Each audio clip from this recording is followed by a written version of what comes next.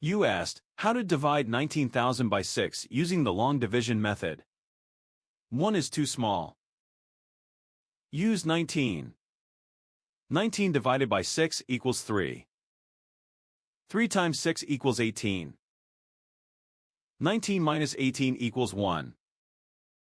Bring down 0, making 10. 10 divided by 6 equals 1. 1 times 6 equals 6. 10 minus 6 equals 4. Bring down 0, making 40. 40 divided by 6 equals 6. 6 times 6 equals 36. 40 minus 36 equals 4. Bring down 0, making 40. 40 divided by 6 equals 6.